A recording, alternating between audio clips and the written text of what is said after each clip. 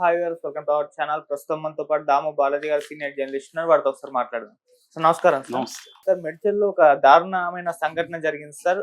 సొంత తమ్ముళ్ళే అన్నని జాతీయ రహదారి పైన కత్తులతో ఘోరంగా పొడిచి చంపేశారు సార్. అక్కడ ఎవరు కూడా ఆపే ప్రయత్నం కూడా చేయలేదంట. అసలు ఏం జరిగింది ఈ ఇన్సిడెంట్ లో, ఎందుకు చంపారు వాళ్ళు? మరి దీనికి సంబంధించి మీరేం చెప్తారు సార్?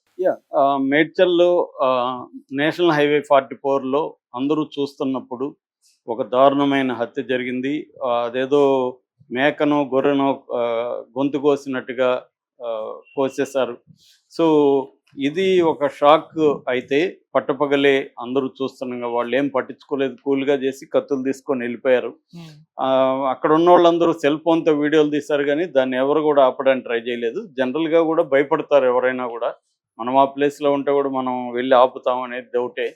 సో అలాగా వాళ్ళు చంపేసి వెళ్ళిపోయారు. సో దీని వివరాలు చూసుకున్నప్పుడు ఇంకా మరీ షాకింగ్ ఏంటంటే సొంత తమ్ముడు తర్వాత కజిన్, వాళ్ళ చిన్న అన్న కొడుకు, వీళ్ళిద్దరే చంపారు అతన్ని. సో ఇది ఇంకా షాకింగ్ అయింది. ఎందుకు ఇలా చేశారన్నప్పుడు వివరాల్లోకి వెళ్తే, కామారెడ్డి జిల్లా మాచారెడ్డి మండలం సోమారంపేట వీళ్ళ గ్రామం. వీళ్ళు ట్రైబల్ బ్యాచ్ అనమాట. ఇతను గుగ్గులోతు గన్య అని ఉన్నాడు. ఆయన ఆర్టీసీ డ్రైవర్. ఆయనకి 3 పిల్లలు, 2 కొడుకులు, ఒక కూతురు. ఉమేష్, రమేష్ కొడుకుల పేర్లు. ఉమేష్ అనే అబ్బాయి పెద్ద అబ్బాయి. అబ్బాయికి 24 ఏళ్ళు. అబ్బాయికి ఆల్రెడీ పెళ్ళి అయింది. 2 పిల్లలు కూడా ఉన్నారు. అబ్బాయికి మామూలుగా కూలి పని అవి చేసుకునేవాడు. సో అతనికి ఏంటంటే చిన్న ముందు నుంచి కూడా చిన్న క్రైమ్స్లో అతను ఇన్వాల్వ్ అయ్యి, థెఫ్ట్ కావచ్చు, లేకపోతే చిన్న దాడులు, అలాగా అతను ఎప్పటి నుంచో క్రైమ్స్లో ఉన్నాడు. అతని మీద కామారెడ్డి పోలీస్ స్టేషన్లో 14 కేసులు ఉన్నాయని డీసీపీ కోటిరెడ్డి నిన్న మీడియా సమావేశంలో చెప్పాడు. సో ఈ అబ్బాయి ఏంటంటే, ఒకటి అల్లర్చిల్లర్గా కేసులు పెట్టించుకొని గొడవలకు వెళ్ళడం, 2 విపరీతంగా తాగుడు అలవాటు. తాగుడుకి బానిసైపోయాడు అతను. తాగుడు అలవాటు వల్ల ఏం చేస్తున్నాడంటే, వచ్చి ఇంట్లో తల్లి మీద దాడి చేయడం, లేకపోతే చెల్లి మీద చేయడం, వీళ్ళ మీద తమ్ముడి మీద చేయడం, ఇలాగా ఎప్పటి నుంచో ఇది జరుగుతుంది. దీన్ని ఆపడానికి వీళ్ళు రకరకాలుగా అతనికి చెప్పి చూశారు, గొడవలు అయ్యాయి, కానీ ఇది మారట్లేదు. సో తల్లిదండ్రులు కూడా ఇతని ప్రవర్తనతో బాగా విసిగిపోయారు. రోజు గొడవలు ఇవి జరుగుతున్నాయి. తమ్ముడికి ఇది భరించలేకపోయాడు. దాంతో వీళ్ళ కజిన్ సహాయం తీసుకొని వీళ్ళ బంధువులు లక్ష్మణ్ అని, నరేష్, సురేష్, మొత్తం 3 కలుపుకున్నాడు. ఇటు తమ్ముడిని కలుపుకున్నాడు. వీళ్ళందరినీ ఈ ఫ్లిప్కార్ట్లో పనిచేస్తారు అన్నమాట. వీళ్ళందరినీ కలుపుకొని అతని మొత్తం 5 మంది కలిసి ప్లాన్ వేశారు. వీడిని చంపేద్దామని డిసైడ్ అయ్యారు.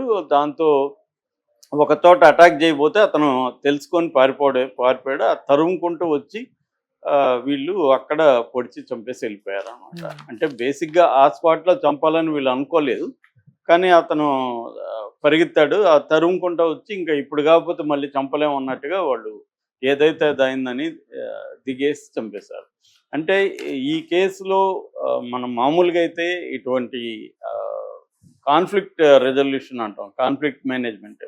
అంటే ఒక సంఘర్షణ వచ్చినప్పుడు ఎక్కువ సార్లు ఈ మధ్యకాలంలో జరుగుతున్నది ఏమంటే, సంఘర్షణ అనేది క్రైమ్కి దారితీస్తుంది. ఆ మధ్య కూడా ఒక మాజీ మిలిటరీ అతను భార్యని చంపేసిన కేసు చూసాం కదా. సో గురుమూర్తి అతను మాధవి అనే ఆమెను చంపేశాడు. దానికి కూడా ఏంటంటే ప్రధాన కారణం, నిజానికి మాధవ్కి అతనికి కూడా పెద్ద గొడవలు లేవు. మాధవ్ వాళ్ళ అమ్మ నాన్న ఇతన్ని ఎక్కడో ఫంక్షన్లో అవమానించారు అన్న గ్రడ్జితో అతను చంపేశాడు. అదర్వైజ్ అతను పట్ల అందరికీ ఒక సాఫ్ట్ కార్నరే ఉంది పనిచేసే చోట. కానీ అందరూ కూడా అతను చాలా హెల్పింగ్ నేచర్ ఉంటుంది, చాలా సాధువులాగా ఉంటాడు. అతను ఎక్కడ హార్ష్గా ఇది లేదు అని. కానీ అతనిలో ఒక పేరుకు పైన ఒక కోపం కావచ్చు, ఆగ్రహం కావచ్చు, అది భార్యతో, వాళ్ళ అమ్మ నాన్న ఇబ్బంది పెట్టినప్పుడు భార్యతో గొడవలు అవుతాయి కదా. అలాగా భార్యకి ఇతని మధ్య గొడవలు ఒకసారి రోజు కొట్టేసరికి ఆమె చనిపోయింది. దాంతో అతనేం ప్లాన్ చేసి ఆమెను మర్డర్ చేయాలి ఇదన్నీ ముందు అనుకోలేదు. సో ఇది చాలామందిలో ఏంటంటే, ఒకటి తమ ఎమోషనల్ మేనేజ్మెంట్ అనేది జనంలో తగ్గిపోవడం, రకరకాల ఒత్తిళ్ళు ఉంటాయి. ఆ ఒత్తిళ్ళని ఎక్కడో చోట ప్రదర్శించాలి కదా. రెండోది ఏంటంటే, ఎక్కువ భాగం ఈ మధ్యకాలంలో మనకేమైందంటే, ఒంటరితనం అనేది పెరిగింది జనాల్లో. అంటే కమ్యూనికేట్ చేసుకోవడం, మనం 10 మందితో కలవడం, అక్కడ మన కోపం ఇంకోటి ఎక్స్‌ప్రెస్ చేయడం, ఇదెప్పుడైతే లేదో లోపల అది పేరుకుపోతూ ఉంటుంది. అది ఎప్పుడో ఒకసారిగా బర్స్ట్ అవుతుంది. ఆ బర్స్ట్ అవ్వడం అనేది ఒక్కోసారి క్రైమ్‌కి దారితీస్తుంది. ఇప్పుడు వీళ్ళ ఫ్యామిలీ ఈళ్ళు ట్రైబల్స్. కానీ వాళ్ళ నాన్న కొంత ముందుకెళ్ళగలిగాడు. కానీ ఇవాళ ఏంటి ఈ ట్రైబల్స్‌ని మనం ఎక్కువగా ఈ లంబాడీ కావచ్చు, బంజారా వీళ్ళ బ్యాచ్ అంతా మన తెలంగాణలో ప్రధానంగా వాళ్ళకి ఈ గిగ్ ఎకానమీ అంటారు. అంటే జెప్టో కావచ్చు, లేకపోతే అమెజాన్ కావచ్చు, దీంట్లోనే ఎక్కువ వీళ్ళు జాబ్స్ ఛాన్స్ ఉంది. లేదు క్యాబ్ డ్రైవర్లుగా మనకి ఊబర్ దాంట్లో కూడా వీళ్ళు ఎక్కువ కనిపిస్తూ ఉంటారు. వాళ్ళ పేర్లు చూస్తే వాళ్ళ నాయక్ అని మిగతా పేర్లు చూస్తే వాళ్ళే ఎక్కువ మనకు ఉంటారనమాట. అంటే మన దేశంలో ఏంటంటే ఒకటి స్కిల్ ట్రైనింగ్లో బాగా వెనకబడి ఉన్నాం. ఆస్ట్రేలియా లాంటి దేశాలతో పోలిస్తే మనం 140 ఏళ్ళు వెనకబడి ఉన్నామని మొన్ననే ఓ రిపోర్ట్లో చదివా. సో ఆ స్థాయి అంటే ప్లంబర్ వస్తాడు, వాడికి ప్లంబింగ్ రాదు, ఎలక్ట్రీషియన్ బిల్ వస్తాం, వాడికి ఎలక్ట్రికల్ వర్క్ రాదు, కానీ వాడికి వచ్చని మన దగ్గరికి వచ్చేదో ప్రయోగాలు చేస్తుంటాడు. ఇలాగా ఒక స్కిల్ సెట్ లేవు. రెండవది ఎంప్లాయ్మెంట్ ప్రొవైడ్ చేయడంలో ప్రభుత్వాలు వరుసగా ఫెయిల్ అవుతుంది. దాదాపు 15-20% అన్ఎంప్లాయ్మెంట్ రేట్ మన ఇండియాలో ఉంది. సో దీనివల్ల వీళ్ళల్లో ఏంటంటే అసహనం బాగా ఉంటుంది. నేను చాలాసార్లు క్యాబుల్లో ఆటోలో వెళ్తున్నప్పుడు కూడా ఆ డ్రైవర్లను చూస్తుంటే ఎవరితోనూ ఫోన్లలో గొడవలు పడుతుంటారు, అరుస్తుంటారు. మనకు భయం అవుతుంటుంది వీడు డ్రైవింగ్ ఎలా చేస్తాడని. ఎక్కువగా ఈ ట్రైబల్స్ నేను గమనిస్తే వాళ్ళు ఇదే పని ఇట్లాగే ఉంటారు. అంటే వాళ్ళకున్న మధ్యలో ఉన్న సమస్యల్ని పరిష్కరించుకునే ఇది లేదు. ఆల్రెడీ వాళ్ళకి ఫైనాన్షియల్ ప్రాబ్లమ్స్ ఇవన్నీ ప్రెజర్ ఉంటుంది. ఎందుకంటే ఒక ర్యాపిడో ఇంకో డ్రైవర్ అంటే అతనికి నెలకు ఒక 40,000-50,000 సంపాదించాలంటే రోజుకి 10 గంటల పైన మినిమం కష్టపడాలి. సో దాని ప్రెజర్ అంతా వాళ్ళకి ట్రాఫిక్లో మనం ఒకసారి డ్రైవ్ చేసుకొని ఇంటికి వెళ్ళే లోపల మనకే చిరాకు వస్తూ ఉంటుంది. 10 గంటలు 12 గంటలు ఆడ్ అవర్స్లంతా అతను డ్రైవ్ చేస్తూ ఉంటే సో ఈ ప్రెజర్ అంతా ఏం చేస్తారు వీళ్ళు వైలెన్స్లకి తీసుకెళ్తారు.